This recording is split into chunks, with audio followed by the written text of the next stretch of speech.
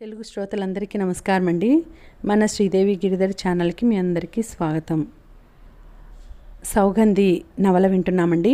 రచన శ్రీమతి ఎద్దన్నపూడి సులోచనారాణి గారు. వీడియోస్ని లైక్ చేసి షేర్ చేసి సబ్స్క్రైబ్ చేసుకోండి. ఇక ఆలస్యం చేయకుండా మనం కథలోకి వెళ్ళిపోదాం.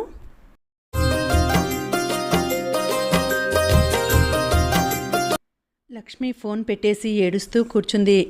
షాపుకు వెళ్ళిపోవటానికి తయారయ్యి చెప్పులేసుకోవటానికి వచ్చిన సౌగంధి ఇది చూసి తెల్లబోయింది. ఏమైంది లక్ష్మి, ఎందుకలా ఏడుస్తున్నావు? దగ్గరగా వచ్చి అడిగింది. లక్ష్మి వినోద్ తల్లి పెట్టిన చివాట్లు చెప్పింది. లక్ష్మి, నువ్వెందుకు బాధపడతావు? నాకేం తెలియదు అని ఒక్క మాట చెబితే సరిపోయేది అంటూ అనునయించింది. ఆవిడ మాటలని పట్టించుకోకు. జ్వాల సంగతి నాకు బాగా తెలుసు. ఎదుటి వాళ్ళకి పిచ్చి ఎక్కించడంలో గటికురాలు. సౌ, నువ్వు చెప్పేయి, జ్వాలని వినోద్ జోలికి పోవద్దని అంది లక్ష్మి. అలాగే, తప్పకుండా చెప్తాను అంది సౌగంధి. సౌగంధి షాపు లోపలికి వచ్చింది. ఆ పూట వ్రాయాల్సిన ఉత్తరాలు ఎన్నో ఉన్నాయి. 2 ఆఫీసులకి వెళ్లే పని ఉంది. ఢిల్లీ నుంచి పార్సెల్స్ వచ్చాయి. వెళ్ళి తెచ్చుకోవాలి. అన్ని పనులు ఈరోజు పూర్తి చేయాలి అనుకుంది సౌగంధి. సౌగంధి హడావిడి పడకుండా ఆ రోజు చేయాల్సిన పనులు అన్నీ చీటీ మీద వ్రాసుకుంది. ఒక్కొక్కటి టైం వృధా కాకుండా అయ్యేట్లు పనుల ముఖ్యతని బట్టి చేసేస్తోంది. అంతా క్రమబద్ధంగా టైం టేబుల్లా ఉండడం వల్ల టైం వేస్ట్ అవ్వదు, పనులు జరుగుతాయి. ఆందోళన, హడావిడి, రవంత కూడా ఉండదు. కాబట్టి అలసటే ఉండదు. సౌగంధి ఉత్తరాలు రాస్తోంది. ఇంతలో హై హీల్స్ టక్ టక్ మని వినిపించాయి. ఎవరో కస్టమర్ అప్పుడే వచ్చారు అనుకొని సౌగంధి ఉత్తరం పక్కకి పెట్టేసి లేస్తున్నదల్లా చకితురాలైంది. వచ్చిన వ్యక్తి మరెవరో కాదు, జ్వాల. జ్వాల వచ్చింది. సౌగంధి ఒక్క క్షణం ఆశ్చర్యంగా చూసింది. జ్వాల చీర కట్టుకొని, ముడి వేసుకొని, పైట భుజాల చుట్టూ కప్పుకొని నమ్రతగా లేదు. జీన్స్ వేసుకుంది, పైన షర్ట్ వేసుకుంది. జుట్టు ఎప్పటిలా పోనీటైల్నే వేసేసుకుంది. ఒంటి మీద చిన్న మెత్తు ఆభరణాలు ఏమీ లేవు. ముఖంలో స్వేచ్ఛ, తిరుగుబాటుతనం, ఆనందం, లెక్కలేనితనం ముమ్మూర్తుల మునుపటి జ్వాలగా మారిపోయింది. సౌగంధి ఆశ్చర్యంగా చూస్తుంటే జ్వాల కాలు మీద బరువంతా మోపినట్టు నడుం తిప్పి నిలబడి, ఏమిటలా చూస్తున్నావు? మళ్ళీ ఈ రూపాంతరం ఏమిటా అనా అంది. సౌగంధి అవును అన్నట్టు తల ఊపింది. జ్వాల టేబుల్ పైన ఎక్కి కూర్చుంది. కాళ్ళు ఆడిస్తూ భుజాలు కుదించి సుఖాన్వేషణ మోజులో పడి ఎండమావుల వెంట పరిగెత్తాను. దానికోసం ఇల్లాలి వేషధారణలోకి పరకాయ ప్రవేశం చేశాను. కానీ సౌ, నా పథకం ఏమీ ఫలించలేదు. తివారీని పెళ్లి చేసుకుంటే డబ్బుకి కొదవ ఉండదనుకున్నా. కానీ చెప్పానుగా, ఎండమావుల వెంట పరిగెత్తానని. అక్కడ నా దాహం తీరలేదు. తివారీ గురించి చెప్పానుగా, డబ్బుని అవసరం లేదు అనుకుంటే ఎలా గుప్పిట బిగించగలడో. నన్ను ఇక్కడ అన్ని ప్లాన్లు సిద్ధం చేసుకొనిచ్చాడో, డబ్బు ఇవ్వకుండా బిగించేశాడో. చిచి, ఆడపిల్ల ఏదైనా చేయవచ్చు కానీ వయసు మళ్ళిన వ్యక్తి దగ్గర డబ్బు కోసం మాత్రం ఆశపడకూడదు. అతనికి నేనంటే ఎంత చిన్న చూపని నాకు ఒళ్ళు మండి 4 తిట్టేశాను. నిన్ను ఏం చూసి పెళ్లి చేసుకున్నాను అనుకున్నావు అన్నాను. అంతే. ఇక మొదలైంది యుద్ధం. అది ప్రత్యక్ష యుద్ధం కాదు, ప్రచ్ఛన్న యుద్ధం. నా ఎదురుగా చాలా ఆదరంగా ఉండేవాడు. నా మీద చచ్చేంత అనుమానం. నౌకర్లను గూఢాచారులుగా పెట్టాడు. నేను ఎక్కడికి వెళ్ళానో ఫోన్ల మీద చెకింగ్లు. నువ్వేమైనా పోలీస్ అధికారివా, నేను ముద్దాయినా అని అడిగాను. అవును, నా డబ్బుని కాజేయాలని చూసే వాళ్ళందరికీ నేను పోలీస్ అధికారినే అన్నాడు. మాట బాగా పెరిగిపోయింది. ఇక నుంచి ఒక్క పైసా కూడా ఇవ్వను అన్నాడు. ఇంటికి ఇంకా 53,000 ఇవ్వాలి. ఫర్నిచర్ వాళ్ళకి 48,000 ఇవ్వాలి. తనకేం సంబంధం లేదన్నాడు. కాన్పూర్ వెళ్ళిపోయాడు. ఇక నా ముఖం చూడను అన్నాడు. ఆయనతో తెగతెంపులు చేసుకున్న తర్వాత నాకేమిటో పంజరంలో నుంచి అడవిలోకి ఎగిరిపోయిన పక్షిలా అనిపిస్తోంది. ఏమిటో కాస్త డబ్బుకి ఆశపడితే ఇన్ని తిప్పలా. జ్వాల, ఇన్ని తిప్పలెందుకు? ఒకళ్ళ డబ్బు కోసం నువ్వు అసలు ఎందుకు ఆశపడాలి? వయసులో ఉన్నావు, నువ్వు కష్టపడి సంపాదించుకోరాదు అంది సౌగంధి. అమ్మో, అంత డబ్బా నేనెలా సంపాదించగలను? నువ్వు సంపాదించగలిగిన దానితోనే గడుపుకో. నా వల్ల కాదు. నేను చాలని డబ్బుతో ఆ దరిద్రపు జీవితం గడపలేను. ఇది వరకు నాకు పట్టేది కాదు. ఇప్పుడు సుఖాలు బాగా అలవాటైనాయి. అందుకని ఇలా ఎవరినో ఒకరిని మురిపిస్తానంటావు. మొదట వాళ్ళు గ్రహించలేకపోవచ్చు, కానీ కొద్ది రోజులకి వాళ్ళకి తెలియక మానదు. దానితో గొడవ మొదలవుతుంది. ఇదేం సుఖం? డబ్బు కోసంగాక నాకు ఇష్టమైన వాళ్ళని పెళ్లి చేసుకునే వరకు ఇంతే. అసలు తివారీ మొదట ఈ ఊర్లో సెటిల్ అవ్వడానికి ఇష్టపడి వచ్చాడు గాని తర్వాత సనుగుడు ప్రారంభించాడు. నేను ఇంటి పట్టున ఒక్క క్షణం ఉండటం లేదట. ఈ ఊళ్ళో నాకు స్నేహితులు ఎక్కువట. నెలకి అయ్యే డబ్బు పైసకి లెక్కలు రాయాలట. నాకు లెక్కలు రావని అన్నాను. మళ్ళీ తగాదా మొదలు. ఏమైతేనేం మొత్తానికి గొడవ తీరిపోయింది. జీవితం ఎలా గడుస్తుందో అని భయం వేయటం లేదా? చాలా బాగా నడుస్తుంది అనే నమ్మకం ఉంది కాబట్టి ఆయనని వదిలేశాను. సౌ, ఒక శుభవార్త. నేను వినోద్ పెళ్లి చేసుకుంటున్నాం. కంగ్రాచులేషన్స్ అంది సౌగంధి. థ్యాంక్ యూ, జ్వాల సంతోషంగా చెప్పింది. సౌ, ఇన్నాళ్ళకి నాకు మనసుకు నచ్చిన వ్యక్తి దొరికాడు. జ్వాల, నువ్వేనా ఇలా మాట్లాడేది? ఆడపిల్లలు పెళ్ళిళ్ళే చేసుకోకూడదు అనేదానివి అంటూ గుర్తు చేసింది సౌగంధి. జ్వాల మళ్ళీ భుజాలు ఎగిరేసింది. ఏమో, అప్పుడన్నానేమో. బహుశా అప్పటికి నాకు అది బాగా అనిపించింది. ఇప్పుడు ఇది బాగుంది. నేను నమ్మిన దాన్ని చేస్తాను. బాగుంది. నీకేది ఎప్పటికీ బాగుంటే అది నిజం. అంతేగాని ఆ నిజానికి ఒక నిలకడ లేదన్నమాట. సౌ, ఈ ప్రపంచంలో దేనికి నిలకడ ఉంది చెప్పు అంది. సౌగంధి జవాబు చెప్పలేకపోయింది. జ్వాల లాంటి వాళ్ళతో వచ్చే ప్రమాదం ఏమిటంటే తాము నమ్మింది అదే సత్యం అన్నట్టు తమకి ఉన్న సహజ వాక్చాతుర్యంతో ఎదుటివారిని కూడా నమ్మిస్తారు. ఆ మాటలు నమ్మి జీవితాలు మార్చుకున్న వాళ్ళ గతి ఇక అదోగతే. ఒకటి మాత్రం నిజం, జ్వాల ఈ ఊరు మాత్రం వదిలి వెళ్ళదు. జ్వాలలో ఉన్న బలమైన మమకార బంధం ఈ ఊరికే కట్టిపడేస్తుంది. తను ఎక్కువ కష్టపడదు, కానీ సుఖమైన విలాస జీవితం కావాలి. అందుకని ఏవేవో మార్గాలు వెతుకుతూ ఉంటుంది. ఇలాంటి వాళ్ళు ఇంకోరి మెడల మీద ఎక్కి ఆ వ్యక్తి కాళ్లతో నడిచి తమ గమ్యం చేరుకుంటారు. ఇవి వీరి తెలివితేటలు.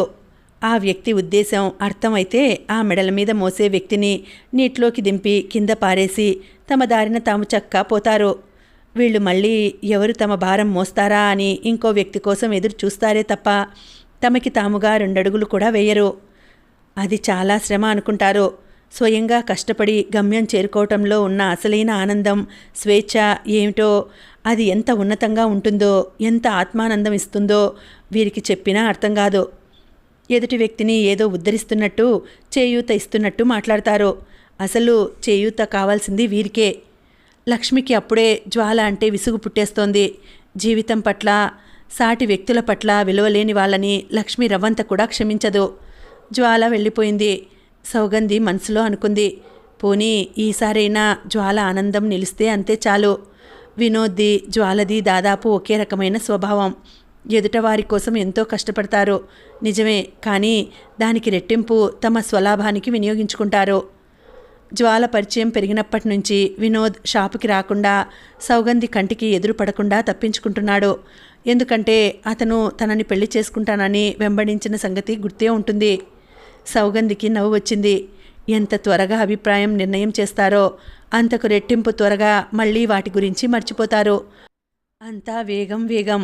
మాట, ప్రవర్తన, అభిప్రాయ నిర్ణయం ఒకటేమిటి, జీవితం అంతా శరవేగం. ఎవరో తరుముకు వస్తున్నట్టే. క్షణం ఆలస్యమైతే ఈ జీవితాన్ని ఎవరో తమ చేతుల్లోంచి లాక్కుపోతారనే. అతని మాటలు నమ్మి అతని పట్ల ఆశల్ని పెంచుకొని ఉంటే ఏమయ్యేది? ఏముంది, ఇక అధోగతే. సౌగంధి జరిగిందంతా వశ్చలకి ఉత్తరం రాసింది. కానీ అతని నుంచి జవాబు రాలేదు. బహుశా అతను నమ్మలేకపోతున్నాడేమో. ఎలాగూ దీపావళి వస్తోంది. పండుగకి ఇంటికి వెళ్ళాలని అనుకుంటోంది. లక్ష్మి, పిల్లలు కూడా తన వెంట వస్తున్నారు. తను ఎదురుపడి వశ్చల్కి వివరంగా చెప్పాలని ఎంత తాపత్రయపడుతోందో. అతను అంతగా తప్పించుకొని తిరుగుతున్నాడు. పోనీ ఒక రోజుకి అతనే దీనికంతటికీ రెట్టింపు పశ్చాత్తాపడే రోజు వస్తుంది. సౌగంధి ధైర్యం, నమ్మకం అవే.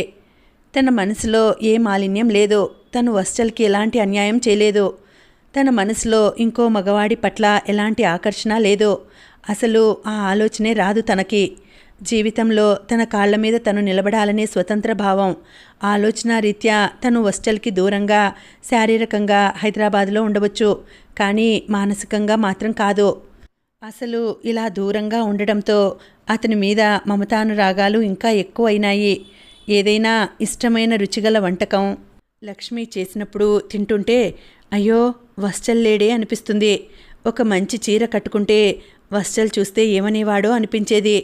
పగలంతా షాపు పనులతో వ్యాపకం ఉన్నా ఆదివారాలు సాయంత్రాలు ఎంత లక్ష్మి పిల్లల సందడి ఉన్నా మనసంతా ఏదో వెళితే ఎప్పుడూ గుర్తు వస్తూనే ఉంటాడో.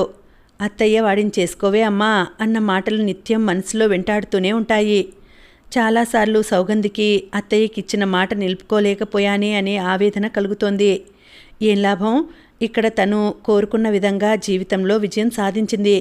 కానీ మనసుకి మాత్రం ఏమాత్రం తృప్తి కలగడం లేదు. తన మనసు అసలు వశ్చల్ని ఆ సిరిపురాన్ని వదిలి తనతో వచ్చిందా అని ఎన్నోసార్లు అనుమానం కలుగుతుంది. ఎందుకంటే షాపుని గురించిన ఆలోచనలు వదిలిపోగానే అర్జెంటుగా పరిగెత్తేసినట్టు సిరిపురం వశ్చల్ గురించిన ఆలోచనలు మొదలవుతాయి.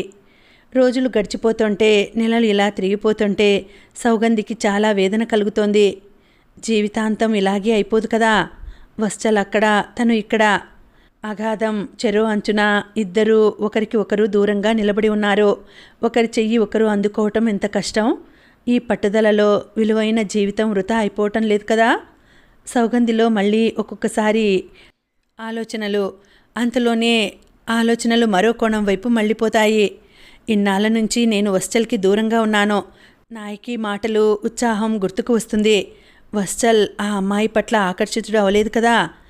తను ఈ నగర జీవితం వదిలి రానని, ఈ షాపుతో ఆర్థికంగా కూడా స్థిరపడిపోయింది కాబట్టి ఇక్కడే ఉండిపోతుందని నిర్ణయం చేసుకున్నాడు కాబోలు. సౌగంధి ఏ పని చేస్తున్నా మనసులో నల్లటి దిగులు మబ్బులు ముసురుకొని వస్తూనే ఉన్నాయి. తనకి వశ్చల్కి ఇక ఎన్నడూ పొత్తు కుదరదా? అతను ఇంత చేస్తే తన కృతజ్ఞత అనేది లేకుండా దూరంగా ఉండిపోయింది. ఈ కినుక అతని అహాన్ని రెచ్చగొడుతుందని తనకి తెలుసు. కానీ ఏం చేయాలి? ఇన్నాళ్ళు అసలు అతను రాకుండా, చూడకుండా, ఉత్తరం రాయకుండా ఏనాడైనా ఉన్నాడా? ఆ రోజు రాత్రి అతను మనం పెళ్లి చేసుకుందాం, గుళ్ళోనైనా సరే అని నిర్ణయం చేసినప్పుడు ఆ నిర్ణయాన్ని ఖాతరు చేయకుండా వచ్చేసింది. తను వెళ్ళిపోవటానికి సంజాయిషి ఏమీ అతనికి చెప్పలేదు. ఇక నాకు సౌగంధికి కుదరదు అని నిర్ణయం చేసుకున్నాడు. నాయకిలాంటి అమ్మాయి అయితే అతనికి అన్ని విధాలా ఆనందంగా ఉంటుందని భావించాడా? నాయకి పట్నవాసంలో పెరిగింది, చదువుకుంది. అతనంటే ఇష్టం. అతని వ్యాపార ధోరణిలో తోచిన సాయం చేస్తోంది. అతని జీవితంలో పాలు నీరుగా కలిసిపోగలదా? కానీ తను అలా కలిసిపోలేదు. అదే తనతో వచ్చిన చిక్కు. ఒక్కసారి ఆలోచిస్తే ఇక్కడ ఉండడం, ఈ షాపు కోసం ఇంత కష్టపడడం, దీనిని ఇంతగా అభివృద్ధి చేయడం నాకేమీ ఆనందంగా అనిపించటం లేదు. దేనికోసం ఇదంతా? ఎవరికోసం? జీవితంలో విజయం పొందటం సంతోషమే. కానీ ఆ విజయం కోసం విలువైనది, మనసైనది, ప్రియమైనది పోగొట్టుకుంటే ఆ సంతోషం నిలుస్తుందా? వశ్చల్ గురించి తను ఇంత ఆలోచిస్తుందని అతనికి తెలుస్తుందా? అతను ఎన్నటికీ ఊహించలేడు. ఆ రోజు అనుకోకుండా అతను రావటం, వినోద్తో తనని చూడటం అదొక భయంకరమైన దూరం సృష్టించింది. వశ్చల్ వినోద్ అంటే తనకేమీ ఆసక్తి లేదని చెబితే నమ్ముతాడా? నమ్మడు. ఆనాటి సంఘటన, ఆ మాటలు, ఆ పరిస్థితి అలా ఉన్నాయి. జరిగిన దాన్ని వివరంగా చెప్పాలని, సరిచేయాలని తను ఎంతగానో అనుకుంది. కానీ అతను అవకాశమే ఇవ్వలేదు. 1000 మైళ్ళ దూరానికి వెళ్ళిపోయినట్టు మౌనంగా ఉండిపోయాడు. ఆ మౌనం తనని నిరత్తురాల్ని చేస్తోంది. స్వాభిమానంతో తను చొరవగా ముందుకి అడుగు వేయలేకపోతోంది. జరగవలసిన అరిష్టం జరిగిపోయింది. ఇప్పుడు తానేం చెప్పినా వశ్చల్ నమ్మడు. అసలు ఇందుకోసమే తను హైదరాబాద్లో ఉన్నానని అనుకోగలడు. చేయవలసిన నష్టం చేసేసి వినోద్ తన దారిన తాను వెళ్ళిపోయాడు. ఇలాగే కొంతమంది జీవితాలు సమస్యల వలయం అయిపోతాయి కాబోలు. నీ తప్పు వల్ల జరిగితే అది తెలుసుకొని సరిదిద్దుకోవచ్చు. కానీ ఎదుటివారు చేసిన తప్పులకి నీకు శిక్ష పడితే ఎలా? సౌగంధి ఈ మధ్య షాపు వ్యవహారాల మీద కూడా మనసుని ఏకాగ్రతగా నిలపలేకపోతోంది. ఏమైంది నీకు? ఇలా తప్పులు చేస్తున్నావు అంటూ లక్ష్మి మొత్తుకుంది. జ్వాలని చూసిన కొద్దీ వశ్చల్ విలువ రెట్టింపు తెలిసినట్టయింది. థ్యాంక్ గాడ్, వశ్చల్ లేకపోతే తన జీవితం ఎలా ఉండేది? సౌగంధి పెన్తో కాగితం మీద చుక్కలు పెడుతూ ఆలోచనలో మునిగిపోయింది. లక్ష్మి వచ్చి గబాలన పెన్ను లాగి అరిచింది. నీకేమైనా మతిపోయిందా? ఆ డీడీ మీద అలా సిరా చుక్కలు పెట్టావేమిటి? సౌగంధి ఉలికిపాటుగా చూసింది. డ్రాయర్లో డీడీ తీసి దాన్ని బ్యాంకుకి పంపే ముందు నంబరు డబ్బు మొత్తం నోట్ చేసుకోబోతూ ఇంతలో వస్టల్ గురించిన ఆలోచనలు రాగానే చేతిలో కాగితం ఏమిటో, అది ఎందుకు తీసింది, దాని విలువ ఏమిటో మర్చిపోయింది. పెన్తో దాని నిండా చుక్కలు పెట్టింది. మై గాడ్ అంది సౌగంధి. 23,000 రూపాయల డిమాండ్ డ్రాఫ్ట్ అంతా చుక్కలమయం. లక్ష్మి మొత్తుకుంది. అయ్యయ్యో, వినోద్ ఊళ్ళో లేడు, లండన్ వెళ్ళాడు, వచ్చేసరికి నెల 15 రోజులు పడుతుంది. ఇలా చేశావేమిటి? సారీ లక్ష్మి, ఏదో పరధ్యానంగా. సౌగంధి నోటి వెంట మాట రాలేదు. అదే తల్లి, అదే నేను అడుగుతున్నాను. రాత్రి భోజనం పెడితే కూరన్నం తినకుండానే చెయ్యి కడుక్కున్నావు. ఉత్తరాలు రాయమంటే ఒకరి ఉత్తరం మరొకరికి రాస్తావు. ఏమైంది నీకు అంది. ఏం కాలేదు. నా దగ్గర దాస్తున్నావు కదూ నిష్ఠూరంగా అంది లక్ష్మి. దాచడానికి ఏమీ లేదు. ఏమీ లేదా? ఏమీ లేకుండానే ఇలా చేస్తున్నావా? ఇటు నా వైపు చూసి చెప్పు. ఏం లేదు. సౌగంధి ధైర్యంగా తలెత్తి చూడబోయింది. కానీ చూస్తుండగానే సౌగంధి ఎంత ఆపుకుందామని ప్రయత్నించినా ఆగనట్టు కళ్ళల్లో నీళ్లు నిండి చెంపల మీదికి జారినాయి. గభాలన తలదించుకుని బ్యాగ్లో నుంచి కర్చీఫ్ తీసుకుని తుడిచేసుకుంది. సౌ లక్ష్మి కుర్చీ లాక్కొని కూర్చుంది. భుజం మీద చెయ్యి ఆనించింది. ఎందుకింత బాధపడుతున్నావు, నాకు చెప్పవా అంది. సౌగంధి మాట్లాడలేదు. వస్టల్ విషయమేనా లక్ష్మి అడిగింది. సౌగంధి జవాబు చెప్పలేదు. లక్ష్మి అనునయంగా అంది. నీలో నువ్వు ఇలా కుమిలిపోయే కంటే ఒక్క మాట వస్టల్కి చెప్పడం ఎంతో నయం కదూ. నేను చెప్పినా అతను వినడు. ఎందుకలా అనుకుంటున్నావు? ఎన్నిసార్లు ఉత్తరం రాసినా అతను జవాబు ఇవ్వలేదు. నేను వస్తానంటే మౌనంగా ఊరుకున్నాడు. అతన్ని రమ్మని టెలిగ్రామ్ ఇస్తే పట్టించుకోలేదు. నన్ను వెలివేసినట్టు చూస్తున్న మనిషికి నేనేం చెప్పగలను? ఆ రోజు జరిగింది వినోద్ తొందరపాటు అంటే అతను నమ్మడు. సౌగంధి తల అడ్డంగా తిప్పింది. మళ్ళా కళ్ళల్లో నీళ్లు ఉబికి చెంపల మీదికి ఉరికినాయి. పోనీ నేను సిరిపురం వెళ్ళి అతనికి చెప్పిరానా అంది లక్ష్మి. వద్దు. సౌగంధి వెంటనే గట్టిగా వారింపుగా అంది. వద్దంటే ఎలా? మరి ఎన్నాళ్ళిలా నువ్వు కుమిలిపోతూ కూర్చుంటావు? అతను మౌనంగా ఉండిపోతాడు. ఇలా ఉంటే ఈ ఎడం ఇంకా ఇద్దరి మధ్య ఒక కొండలా పెరిగిపోతుందే తప్ప తగ్గదు. సౌ, నేను వెళ్ళొస్తాను. నన్ను రావద్దని అనడుగా? నన్నేమీ అనడు వస్టల్. వద్దు లక్ష్మి, సిఫార్సులతో స్నేహాలు నిలబడవు. ఇది మా ఇద్దరి స్వవిషయం, మేమే తేల్చుకోవాలి. అది నిజమే, నేను ఒప్పుకుంటున్నాను. ఆ తేలేది ఎప్పుడు, ఎన్నాళ్ళకి? అది నాకు తెలియదు అంది సౌగంధి. ఇంతలో పనిపిల్ల పరిగెత్తుకు వచ్చి సౌగంధితో, అమ్మా, మీకోసం ఎవరో వచ్చారు అంది. ఎవరు? ఇంటి దగ్గరున్నారు, ఎవరో ఒక ఆవిడ. పేరు అడగలేదా? అడిగాను. పేరు చిత్రట. చిత్రా? సౌగంధి ఆశ్చర్యంగా అంది. సౌగంధి లక్ష్మి ముఖాలు చూసుకున్నారు. చిత్ర వచ్చిందా అంది సౌగంధి. నేను షాప్లో ఉంటాను, నువ్వు వెళ్ళు. చిత్ర వచ్చిందంటే ఏదో విశేషమే ఉండి ఉంటుంది. లక్ష్మి చిరునవ్వుతో అంది. చిత్రని బహుశా వస్టల్ తనే పంపి ఉంటాడని నా నమ్మకం. వెళ్ళు సౌగంధి, వెళ్ళు. మన సమస్యకి భగవంతుడు పరిష్కారం పంపించినట్లున్నాడు సుమా అంది. సౌగంధి లేచి ఇంటికి వచ్చింది. ఇల్లుని సమీపిస్తుంటే గుండెలు కొట్టుకుంటున్నాయి. తనకి తెలుసు వస్టల్ తనని వదిలేయడు. సౌగంధికి చాలా ఆనందంగా మనసు పురివిప్పిన నెమలిలా నాట్యం చేస్తున్నట్లుగా ఉంది. ఇంట్లో అడుగుపెట్టింది. చిత్ర అక్కడ కుర్చీలో కూర్చుని ఎదురు చూస్తోంది. చిత్రా! సౌగంధి సంతోషంగా పరిగెత్తుకు వచ్చింది. సౌగంధి పిలుపు వినగానే చిత్ర తల తిప్పి చూసింది. ఆ చూపులో మహత్యం ఏమిటో గాని కాలికి బంధం పడినట్టే 4 అడుగుల దూరంలోనే ఆగిపోయింది సౌగంధి. చిత్రముఖం ప్రసన్నంగా లేదు. ఒక్క మాటలో చెప్పాలంటే చిత్ర కళ్ళ నిండా ద్వేషం, అసహ్యం. సౌగంధి అప్రయత్నంగా ఆగిపోయింది. చిత్ర కుర్చీలో నుంచి లేచింది. సౌగంధిని ఎగాదిగా చూసింది. ఎప్పుడొచ్చావు చిత్ర? నాకు ఉత్తరం రాయలేదే అంది సౌగంధి. ఆమె చూపులు సౌగంధి మనసులో సంతోషాన్ని మటుమాయం చేసేస్తున్నాయి. ఏమైంది? చిత్ర ఎందుకిలా చూస్తోంది? చిత్ర వ్యంగ్యంగా నిరసనగా అంది. ఉత్తరమా? మేము ఉత్తరాలు రాస్తే చదివే తిరుబడి నీకుందా? నీకు మేమిప్పుడు కంటికి కనిపిస్తున్నావా? ఎందుకలా అంటావు? ఎందుకనకూడదు? అసలు ఎవ్వరూ ఏమీ అనకపోవటం వల్లనే నువ్వు ఇట్లా తయారయ్యావు. నీకు సిగ్గుందా అసలు? నువ్వు మనిషివేనా? చిత్ర బ్యాగ్ లాగి అందులో నుంచి కాగితాలు తీసి సౌగంధి ముఖం మీద విసిరికొట్టింది. ఏమిటి అప్పులు? ఏమిటి జప్తులు? ఇంతకంటే నా ఇల్లు నా పొలం నాకు పారేయండి అంటే అన్నయ్య ఇవ్వకపోయాడా? ఊరిలో వాడిని తల ఎత్తుకోకుండా చేసి అవమానం చేయాలనా? ఇట్లా చేస్తే నీకేం వస్తుంది? చిత్ర ఆవేశం రెట్టింపోయింది. అసలు ఈ లక్షలు విలువ చేసే ఇల్లు నీకెక్కడి నుంచి వచ్చిందట? ఆ మామిడి తోట ఎవరి కష్టం? నీకు మీ నాన్న ఇచ్చింది ఎంత? ఇదంతా వశ్చల కష్టం కాదా? వెర్రివాడు కాబట్టి అంతా నీ పేరిటే పెట్టాడు. బాగా చేశావు. పాలు తాగి రొమ్ము చీల్చి వెళ్ళారంటారే, అది ఇదే. సౌగంధి చెవులకి చిత్ర తిట్లు హోరుల్లా వినిపిస్తున్నాయి. వాటి మధ్య కాగితాలు చూసింది. అవి తను వినోద్కి షాపు అవసరార్థం అప్పు తీసుకున్నట్టు తను సంతకాలు పెట్టిన కాగితాలు. ఇదేమిటి ఇన్ని వేలు?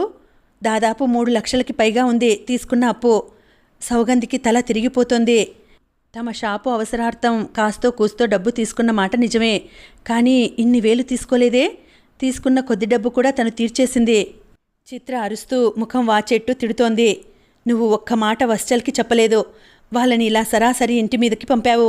ఇంతకంటే నీచం ఇంకోటి ఉంటుందా? అసలు అత్తయ్య నిన్ను దగ్గరికి తీయకపోతే నువ్వు ఎక్కడ ఉండేదానివి? వశ్చల్ నీ చదువుకి తను కష్టపడి సంపాదించిన డబ్బు దారిపోయకపోతే నువ్వు ఎక్కడ ఉండేదానివి? నాకు తెలియదు చిత్ర. నోర్మోయ్, నీకు ఈ పట్నవాసం వచ్చిన తర్వాత కళ్ళు మూసుకుపోయినాయి. అయిన వాళ్ళెవరూ నీ కంటికి కనిపించలేదు. నువ్వు ఇక్కడ చాలా సంతోషంగా హాయిగా ఉన్నావు. అక్కడ వాడు ఎంత కుమిలిపోతున్నాడో తెలుసా? అది చాలకుండా ఈ చావు దెబ్బా. ఇల్లు పొలం ఇలా స్వాధీనం చేసుకోవడానికి వస్తే వాడు ఏం చేస్తాడనుకున్నావు? ఆ డబ్బు కట్టలేక ఆ అవమానం తట్టుకోలేక ఏ రైలు కిందనో తల పెట్టేస్తాడని నీకు పీడ వదులుతుందని ఎత్తువేశావు, అంతేగా? చిత్ర ఆపో, నాకేం తెలియదంటే నమ్మవే. సౌగంధి అరిచింది. నోర్మయ్, ఇంకోసారి ఆ మాట అన్నావంటే. చిత్ర పళ్ళు నూరింది. నీ నాటకాలు నా దగ్గర కాదు, అన్నయ్య దగ్గర. ఇది చూసే మోసపోయాడు. ఇంతలో లక్ష్మి వచ్చింది. చిత్ర అరుపులు దూరానికే వినిపిస్తున్నాయి. ఏమైంది సౌ? అంది లోపలికి వస్తూ. చిత్ర చిరుతపులిలా లక్ష్మి వైపు తిరిగింది. ఏమైందా? మీ అందరూ కలిసి ఈవిడ గారి చేత చేయించారుగా నిర్వాకం. మా ఇల్లు పొలం తోట స్వాధీనం చేసుకోమని. మా కంఠంలో ప్రాణం ఉండగా ఆ పని జరగదని తెలుసుకోండి. అవసరమైతే ఇంటింటికి ముష్టెత్తైనా ఆ అప్పు కడతాం. అలాగే కట్టాం. అయిన వాళ్ళని కాని వాళ్ళని అందరినీ అడిగి తెచ్చాం. అసలు ఆ అప్పులు వాడి జన్మలో తీర్చగలడా? అసలు వశ్చల్ ఏమన్నాడో తెలుసా? ఇల్లు పొలం స్వాధీనం చేస్తానని అన్నాడు. తను ఎలాగో ఎక్కడికో వెళ్ళిపోవాలని అనుకుంటున్నాడట. అసలు అది జరిగిపోయేదే. ఆ రంగడు అర్ధరాత్రి వేళ పరిగెత్తుకు వచ్చి మా వారికి చెప్పబట్టి సరిపోయింది. అన్నయ్య ఇల్లు వాళ్ళకి స్వాధీనం చేస్తుంటే మా వారు అడ్డం పడి ఆపు చేశారు. ఒక్క 15 రోజులు గడువు ఇవ్వమని ఆ వినోద్ని కాళ్ళు గడ్డం పట్టుకుని బ్రతిమలాడారు.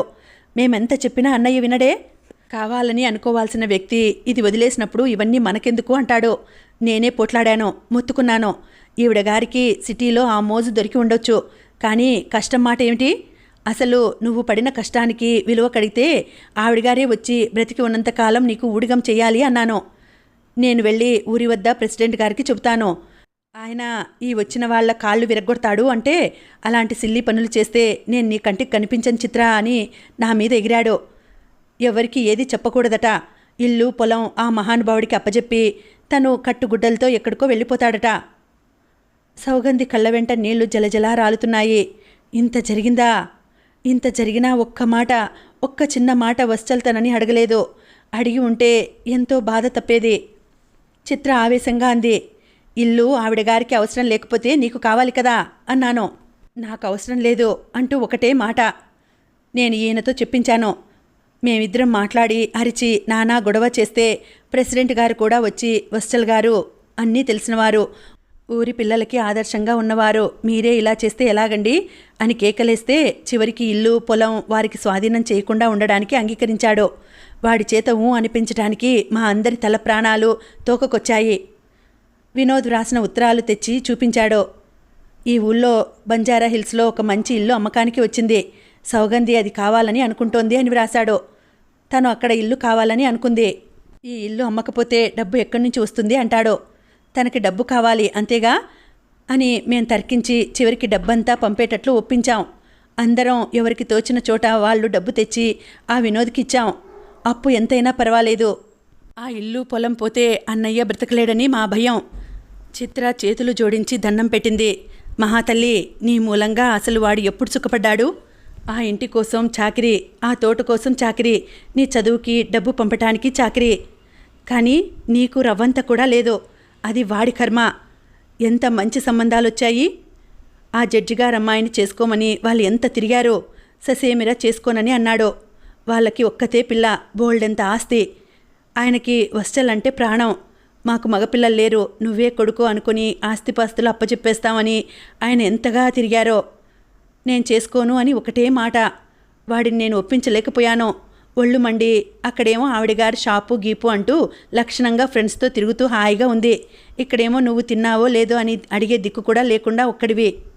నువ్వు ఎందుకు ఇలా కష్టపడాలి అని అంటే ఇది నా ప్రాప్తం అని నవ్వేవాడు. కానీ వాడెంత బాధపడుతున్నాడో నాకు తెలుసు. ఇప్పుడేం చేశాడో తెలుసా? ఆ ఇంటికి తాళం వేసేశాడు. తను వెళ్ళి పొలంలో వేసిన ఆ షెడ్లో ఉంటున్నాడో. ఇంటికే రావడం లేదు. వాడు ఏం చేశాడని ఇంత బాధపడుతున్నాడు? ఇదంతా నీ మూలంగానేగా.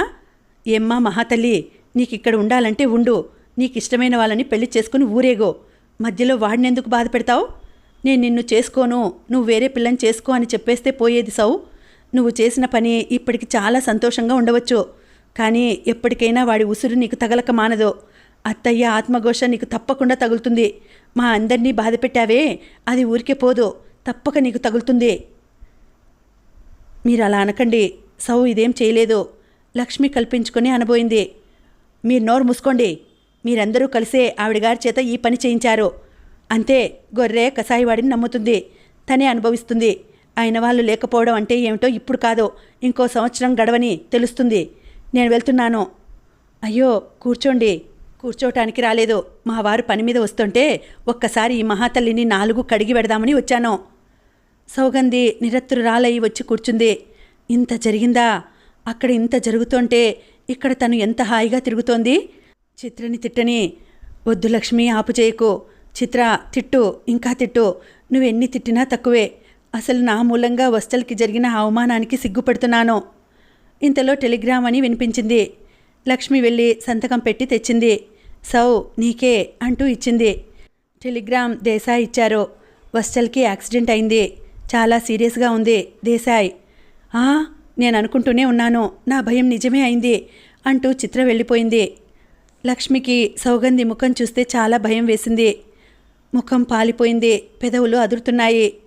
సౌ దగ్గరికి వచ్చి భుజం మీద చెయ్యి వేసింది. దీనికి నీవే కారణం, నీవే అంటూ మనసు ఆక్రోశించింది. నాకేం తెలియదు, నేనేం చేయలేదు. వినోద్ మోసం చేశాడు. జ్వాలకి డబ్బు కావాలని నన్ను ఉపయోగించుకున్నాడు. ఏడ్చేసింది. సౌ అనునయించింది లక్ష్మి. సౌగంధి లక్ష్మి నడుం చుట్టూ చేతులు వేసింది. లక్ష్మి, నన్ను సిరిపురం తీసుకెళ్ళి వశ్చల్తో ఒక్క మాట చెబుతావా? భగవంతుడా, నాకు అసలు ఆ అవకాశం ఉంటుందా అంటూ బావురుమంది. ఇంకా ఉందండి, కథ కొనసాగుతుంది. మళ్ళీ వచ్చే వీడియోలో తర్వాతి భాగం తెలుసుకుందామండి. అంతవరకు సెలవు. నమస్తే.